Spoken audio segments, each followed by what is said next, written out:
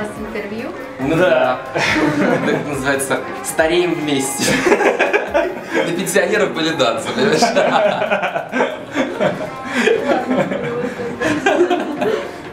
Так, что это за вопрос? Подожди, по поводу костюма, по поводу разработки номеров. Разработки номеров никогда не было. Никогда не было, это всегда была стопроцентная импровизация по всем параметрам. То есть я просто четко понимал, какую я хочу музыку вынести. Я четко понимал, какой образ, вот именно, я не знаю, там романтичный, не романтичный. Ну, кроме Хабиби Омри, это единственная вот она была версия, которая была придумана, поставлена, ну, потому что это было первое большое выступление на большом концерте, в этом, назывался Оазис. Вот, и что, сколько там было лет, вообще, щенок был просто какой-то.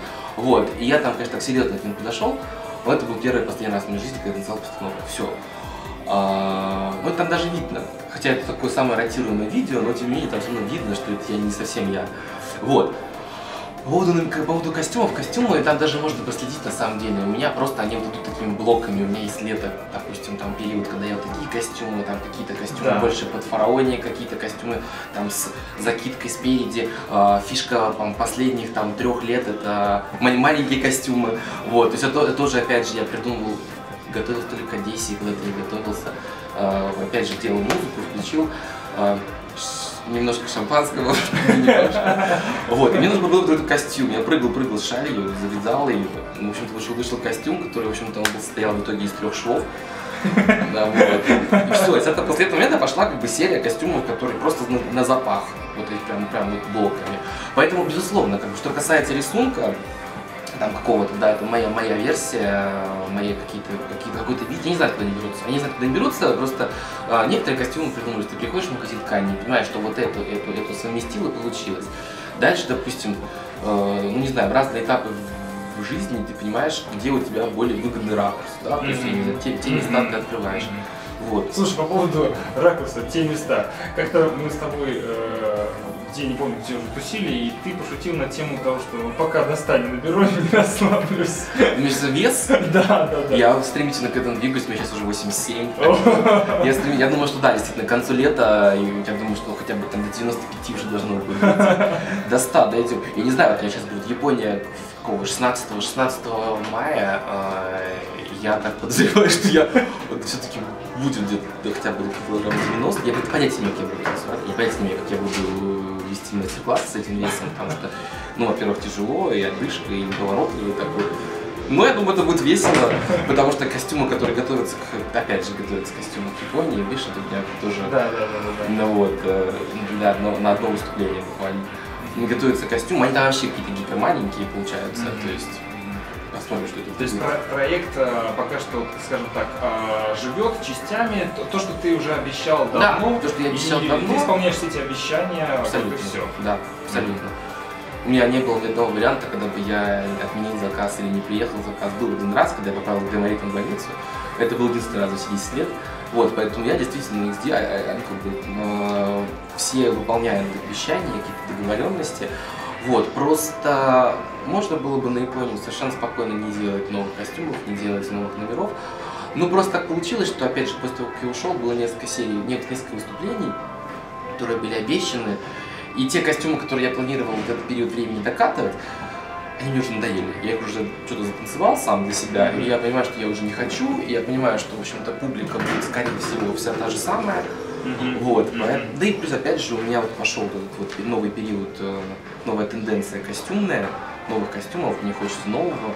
Вот, и поэтому я решил все-таки сделать другую версию. Расскажи, пожалуйста, вот что бы ты порекомендовал начинающим людям, которые занимаются балли-дансом, ну или уже средний уровень танцовщиц, как вот добиться... Танцовщиц или танцовщиков?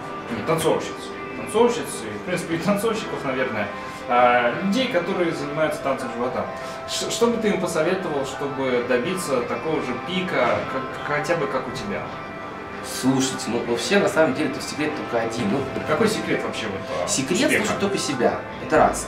То есть реально нужно вот просто вот катастрофически кайфовать от того, что вы делаете. То есть действительно пытаться понять моду и тенденцию как бы нужно, но почти невозможно на самом деле. И потом, как только ты понимаешь моду и тенденцию, ты априори никогда не будешь первым, потому что эту моду кто-то до тебя создал. То есть появился человек, от которого пошло вот это вот цепная реакция, мода на что-то. Вот, соответственно, ты уже априори не первый.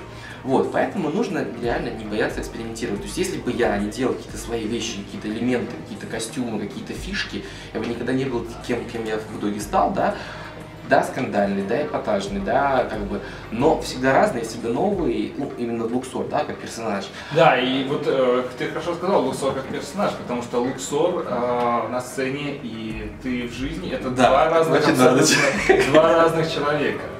Это совершенно разные личности. И то есть ты, и когда шел на выступление, ты надевал вот эту маску Луксора и вот полностью в этом образе выдавал всю технику. Мне даже ржали всегда все во всех гримерках. Но опять же, я не ориентируюсь на гримерки брейк-данса, там, да, наши концертные.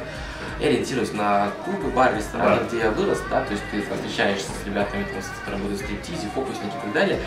Они всегда все ржали, говорит, ты приходишь, и вот этот последний штрих, когда такой, ну вот все, вроде готово, вот поворачивается человек, и все совершенно другое поведение, даже тембр голоса, говорит, немножко меняется, и совершенно другой человек. И вот все, вот уже то, что происходит там за полчаса, там за несколько минут до выхода, до начала номера, это совершенно другой человек, он совершенно другой разрез глаз, другая мимика, другое лицо, вообще все.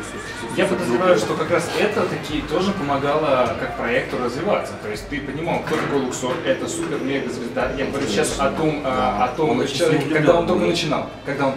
Ну да. Луксор уже был тогда в его представлении. Конечно, да. Уже был супер, самовлюбленный, первоклассный.